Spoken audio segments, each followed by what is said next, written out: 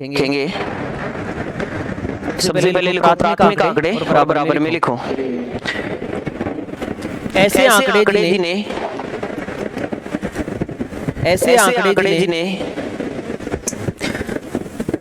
व्यक्ति या अनुसंधानकर्ता द्वारा अनुसंधानकर्ता यानी जो शोध करता है किसी चीज के बारे में, ऐसे आंकड़े जिन्हें व्यक्ति या अनुसंधानकर्ता द्वारा स्वयं के स्तर पर व्यक्ति या अनुसंधानकर्ता द्वारा स्वयं के स्तर पर घर घर जाकर स्वयं के स्तर पर घर घर जाकर कोमा प्रश्नावलियां भरकर, कई बार जनगणना वाले घर पर आते हैं ना और कागज भरवाते हैं ना किसका नाम कितना है, क्या है, उम्र क्या है, सारा बताओ। तो इसका मतलब क्या है? प्रश्नावलियां भरकर घर घर जाकर कोमा प्रश्नावलियां भरकर एकत्रित करता है ऐसे आंकड़े जिन्हें व्यक्ति या अनुसंधानकर्ता द्वारा स्वयं के स्तर पर घर घर जाकर या प्रश्नावलियां भरकर एकत्रित करता है, प्राथमिक आंकड़े कहलाते हैं। प्राथमिक आंकड़े कहलाते हैं। प्राथमिक आंकड़े कहलाते हैं। प्राथमिक आंकड़े कहलाते हैं। प्राथमिक आंकड़े कहलाते हैं। अब देखो सामने ये प्राथमिक डेटा इकट्ठा करने के दो तरीके हो सकते हैं। एक तो प्राथमिक डेटा कैसे इकट्ठा कर सकते हैं हम प्रत्यक्ष रूप से, और एक कैसे कर सकते हैं अपन अप्रत्यक्ष या परोक्ष रूप से। दोनों तरीके से। अब बताओ प्रत्यक्ष तो समझ में आ गया यार डेटा ले आया, अब परोक्ष रूप से कैसे प्राथमिक डेटा निकालेंगे अपन? हैं? जैसे मुझे एक बात बताओ, कोई पत्रकार कोई टीवी चैनल आज तक है और आज तक में एंकर आपको सूचना ही देता है, डेटा देता है ना आपको, सूचना ही देता है, लेकिन कई बार वो फोन के माध्यम से या कैसे भी अपना संवाददाता वहां भेजता है या नहीं भेजता। तो संवाददाता वहां से जैसे जो भी मान लो जहाँ की कोई घटना हुई, जैसे बीकानेर में कोई घटना हुई, तो बीकानेर में आज तक का जो मेन पत्रकार आपको डेटा सुना रहा है वो यहाँ आता है या फिर अपने संवाददाता को भेजता है। संवाददाता यहाँ का लोकल आदमी होगा, उसको जो आज तक में काम कर रहा होगा, तो क्या उसका डेटा विश्वसनीय नहीं होगा क्या? उसका डेटा भी विश्वसनीय काम कर रहा है, बेचारा से खड़ा होकर बात कर रहा है। तो समझ में हमारे ये आया कि एक तो प्रत्यक्ष रूप से खुद सारे डेटा लेकर आई, जैसे कोई आदमी लेकर बैठे हर चीज को खुद कैलकुलेट करके फिर आपको सुनाई, और एक अपने संवाददाता से बात करवा रहा है, वो कह रहा है कि यहाँ बीकानेर में ये चीजें चल रही हैं, तो वो भी विश्वसनीय डेटा है। वहाँ भी खर्चा हो रहा है, वहाँ भी समय लग रहा है, वहाँ भी धन का खर्चा हो रहा है। बोलो क्लियर, मेहनत लग रही है, आदमी जा रहा है वहाँ पे खुद, तो इसलिए ये भी प्राथमिक डेटा होता है। तो अगर प्रत्यक्ष अन्वेषण विधि जो होती है वहाँ आदमी जाकर काम करता है, और परोक्ष अन्वेषण विधि जो है वहाँ पर किसी को लोकल पत्रकार को भेजकर भी किया जा सकता है।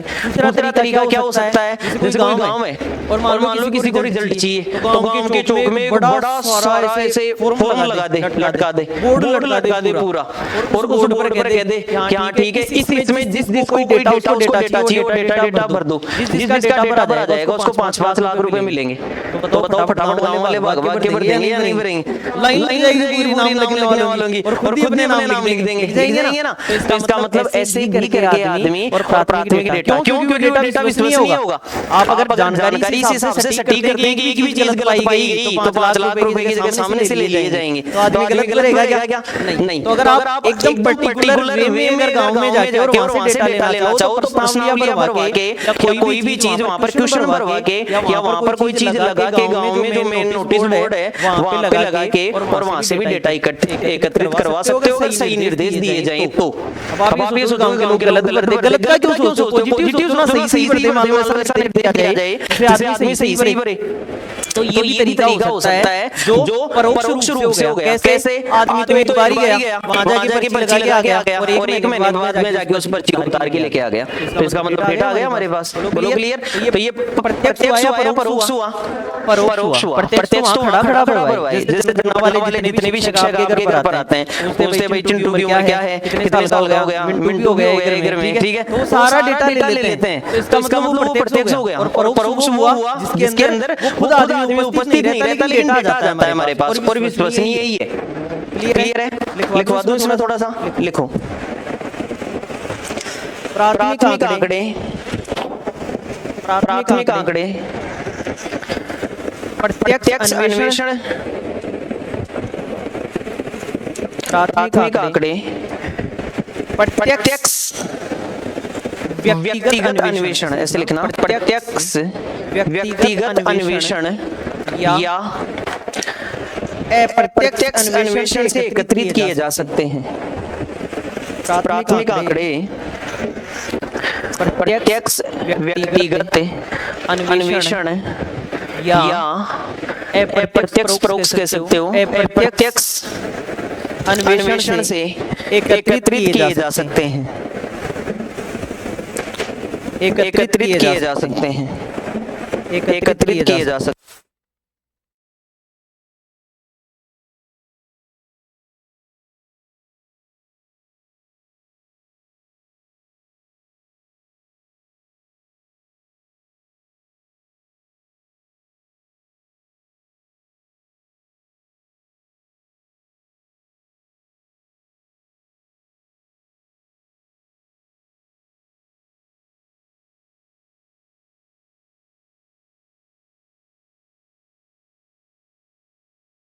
ठीक है, हमने लिख तो दिया कि प्राइमरी डेटा कैसे इकट्ठा कर सकते हैं, या तो प्रत्यक्ष रूप से या परोक्ष रूप से या प्रत्यक्ष रूप से। अब कैसे कैसे इकट्ठा करेंगे उसका एग्जांपल भी साथ में लिख लेते हैं। लिखो नीचे, देखो, कोई भी व्यक्ति या अनुसंधानकर्ता, कोई भी व्यक्ति या अनुसंधानकर्ता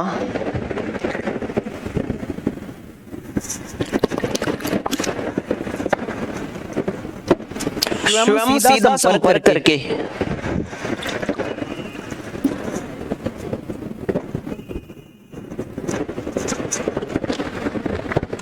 कोई भी व्यक्ति या अनुसंधानकर्ता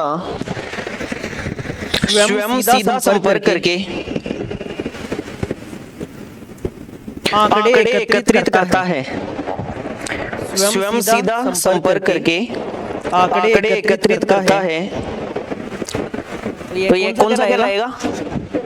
तो यह प्रत्यक्ष व्यक्तिगत अन्वेषण कहलाता है। स्वयं संपर्क करके आंकड़े एकत्रित करता है, तो यह प्रत्यक्ष व्यक्तिगत अन्वेषण कहलाता है, प्रत्यक्ष व्यक्तिगत अन्वेषण कहलाता है, प्रत्यक्ष व्यक्तिगत अन्वेषण कहलाता है। एग्जाम्पल लिखो घर घर जाकर, एग्जाम्पल घर घर जाकर, एग्जाम्पल लिखो घर घर जाकर।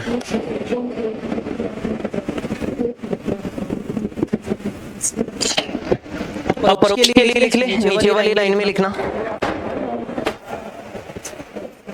ठीक है, नीचे वाली लाइन में लिखना, यदि अनुसूचियां भरवाकर, यदि अनुसूचियां भरवाकर, अनुसूचियां भरवाकर, प्रश्नावलियां भरवाकर, अनुसूचियां भरवाकर, प्रश्नावलियां भरवाकर, स्थानीय स्रोतों से, स्थानीय स्रोत यानी संवाददाता वगैरह, स्थानीय स्रोत हो गए, स्थानीय स्रोतों से या संवाददाता या विशेषज्ञों के माध्यम से, संवाददाता या विशेषज्ञों के माध्यम से, संवाददाता या विशेषज्ञों के माध्यम से जो सूचनाएं, जो आंकड़े एकत्रित किए जाते हैं, विशेषज्ञों के माध्यम से जो आंकड़े एकत्रित किए जाते हैं, जो आंकड़े एकत्रित किए जाते हैं, जो आंकड़े एकत्रित किए जाते हैं, अप्रत्यक्ष परोक्ष अन्वेषण विधि कहलाती है। अप्रत्यक्ष परोक्ष अन्वेषण विधि कहलाती है। अप्रत्यक्ष परोक्ष अन्वेषण विधि कहलाती है, अन्वेषण विधि कहलाती है। ठीक है, ये प्राथमिक डेटा को पूरा पढ़ लिया हमने। प्राथमिक डेटा में हमने कहा दो प्रकार से, घर घर जाके या फिर प्रश्नावलियां भरवा के, स्थानीय स्रोतों से, संवाददाताओं से, विशेषज्ञों के माध्यम से या अनुसूचियां भरवाकर, इनके तहत हम जो डेटा लेंगे वो भी प्राथमिक डेटा ही होगा, क्योंकि हम एक एक चीज को अलग अलग कर रहे हैं। सारी चीजों को एक जगह अलग अलग इकट्ठा करके फिर काम में ले रहे हैं। अब इसमें वो लाइन लिखना जरूरी है, क्यों? क्योंकि अगर प्राइमरी डेटा एकत्रित करते हैं तो धन का क्या होता है? अधिक लगता है, लागत ज्यादा लगेगी, मेहनत भी ज्यादा, समय भी। लिखो नोट लगा के। प्राथमिक आंकड़ों को एकत्रित करने में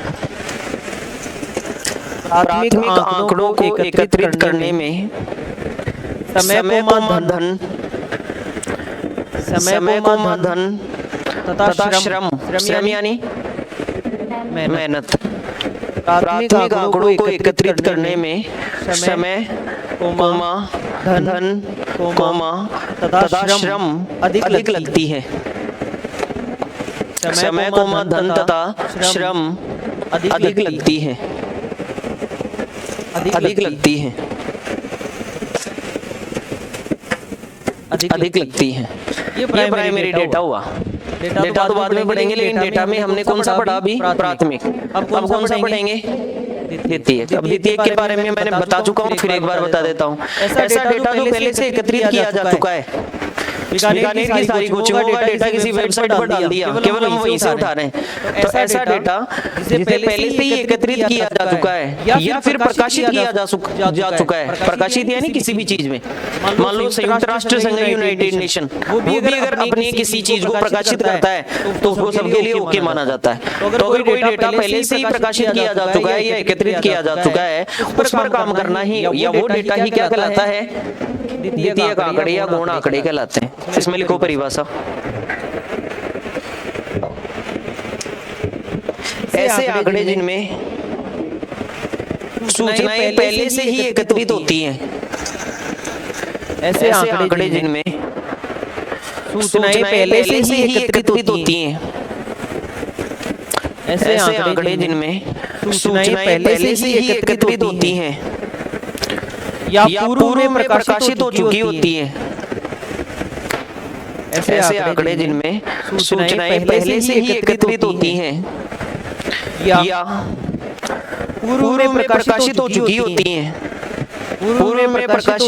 होती हैं। द्वितीयक या गौण आंकड़े कहलाते हैं। द्वितीयक या गौण आंकड़े कहलाते हैं। द्वितीयक या गौण आंकड़े कहलाते हैं। द्वितीयक या गौण आंकड़े कहलाते हैं। ठीक है, लिखो। द्वितीयक आंकड़ों को एकत्रित करने के स्रोत कहां से एकत्रित करेंगे? ठीक है, द्वितीयक आंकड़ों को एकत्रित करने के स्रोत, द्वितीयक आंकड़ों को एकत्रित करने के स्रोत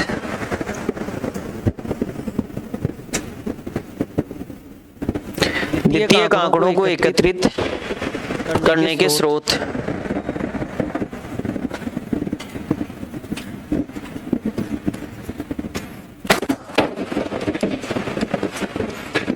सबसे पहला क्या हुआ? मतलब कौन प्रकाशित करेगा?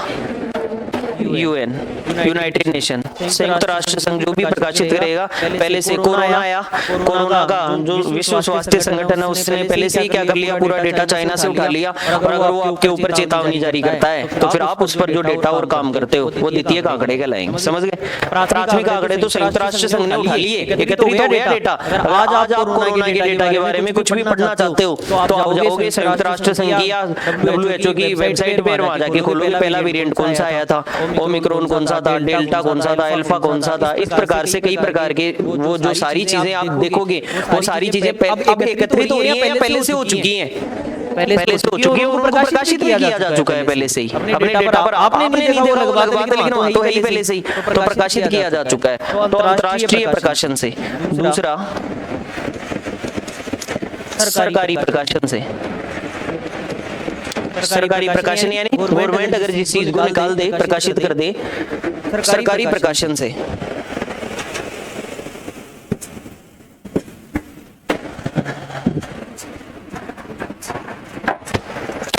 तीसरा अर्ध सरकारी। अर्ध सरकारी यानी कई चीजें ऐसी होती है ना जो ट्रस्ट की होती हैं, वो चीजें निकाल दें। अर्ध सरकारी या गैर सरकारी प्रकाशन के भी डेटा हो सकते हैं। गैर सरकारी प्रकाशन से जैसे दैनिक भास्कर कोई डेटा निकाल दे तो दैनिक भास्कर सरकारी है क्या? नहीं है। तो प्राइवेट गैर सरकारी है। तो अगर उसके डेटा पर हम काम करने लग जाए तो द्वितीय कहां लेके लाएंगे? केवल हम ये थोड़ी है कि सरकारी होगी वही विश्वसनीय होगा। मैं विश्वसनीय की तो बात नहीं कर रहा। चलो झूठे आंकड़ों की बात कर लें हम। तो झूठे आंकड़े होंगे उन पर भी काम करना तो द्वितीय को प्राथमिक तो हो सकता है झूठों में भी। अगर अविश्वसनीय डेटा है उस पर भी कोई अगर हम चीजें इकट्ठी करने लग जाएं तो वो भी डेटा ही लाएगा।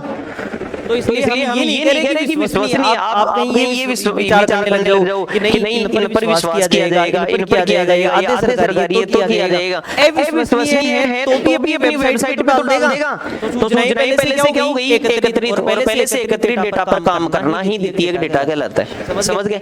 तो इसलिए अर्ध सरकारी या फिर गैर सरकारी संसाधन भी हो सकते हैं या फिर एक हो सकता है पत्र पत्रिकाएं। पत्र पत्रिकाएं यहाँ लिख देना आप, पत्र पत्रिकाएं।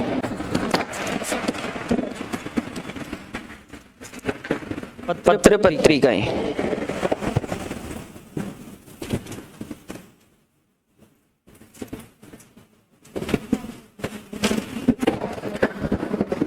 अच्छा मुझे बताओ ये मैंने जितनी भी चीजें लिखी ये ऐसे स्रोत हैं जो प्रकाशित किए गए हों। ये द्वितीय आंकड़ों के ऐसे स्रोत हैं जो क्या किए गए हों। अगला पब्लिश करेगा तभी तो पत्र पत्रिकाओं में देखोगे, यूएन ने छापा होगा तभी तो देखोगे आप, सरकार अगर बाहर लेके आएगी तभी तो देखोगे इन चीजों को। गैर सरकारी अर्ध सरकारी ये चीजें बाहर अपने किताबों में छापेंगे तभी तो पढ़ोगे उसको। इसका मतलब इसका क्या होना जरूरी है? प्रकाशन होना जरूरी है, प्रकाशित स्रोत है। लेकिन ऐसा भी हो सकता है जो थोड़ी देर पहले मैंने कहा कि प्रकाशित स्रोत प्रकाशित स्रोत यानी जिसको बाहर नहीं किया, उजागर नहीं किया, गवर्नमेंट की फाइलों में बंद है। किसमें बंद है? फाइलों में, फाइलों या रजिस्ट्रों में बंद है।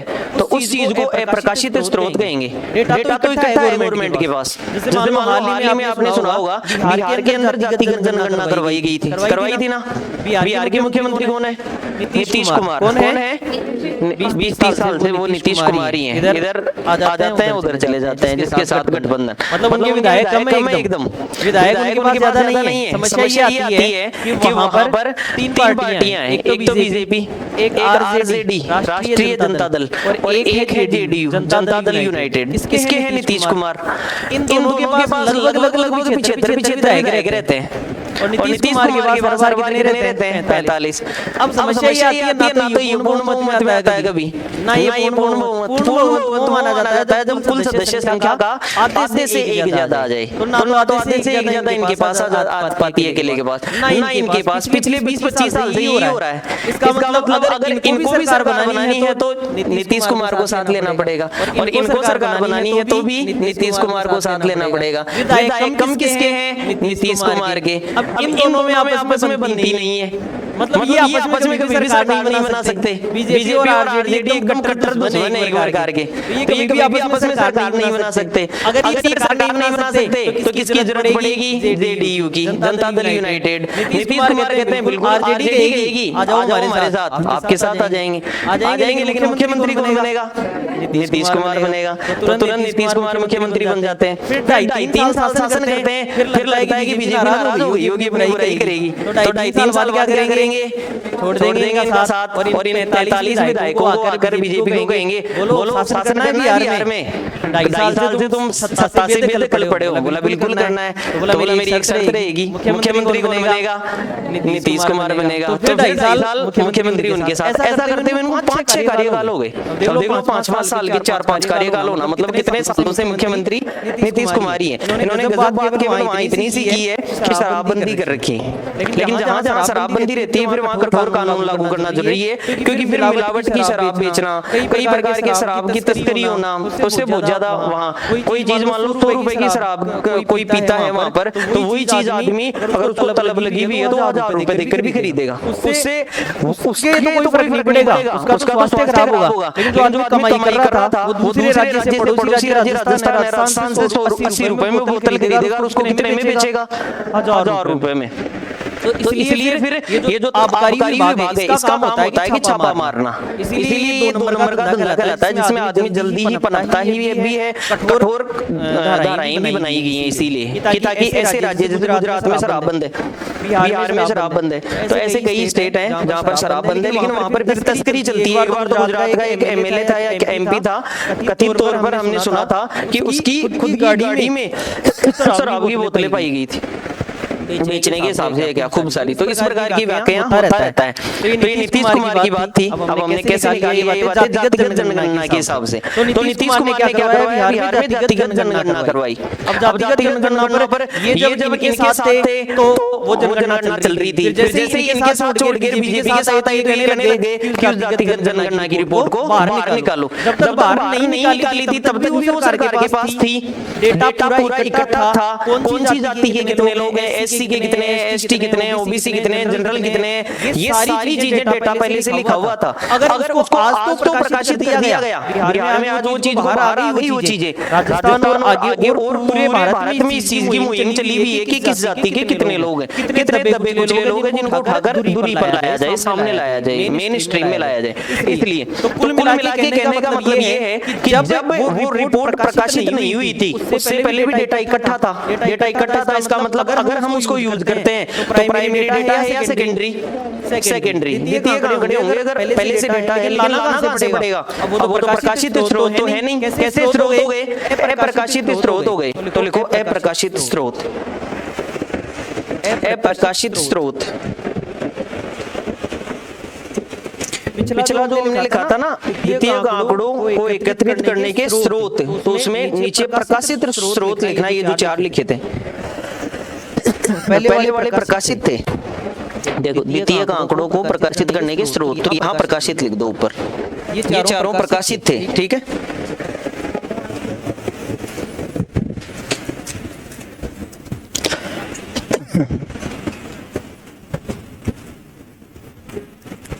अप्रकाशित लिखो इसमें। कभी सरकार या किसी संस्था द्वारा, कभी सरकार या किसी संस्था द्वारा,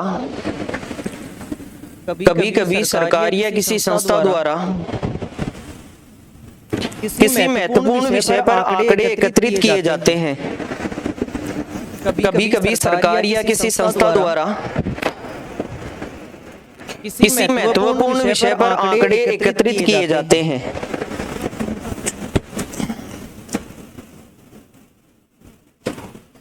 लेकिन उन्हें प्रकाशित नहीं किया जाता। किसी महत्वपूर्ण विषय पर आंकड़े एकत्रित किए जाते हैं, लेकिन उन्हें प्रकाशित नहीं किया जाता।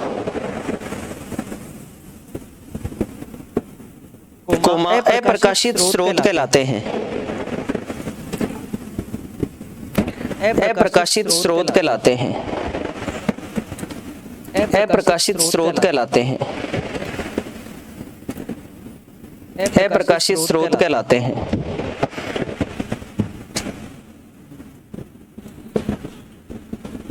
अप्रकाशित स्रोत कहलाते हैं।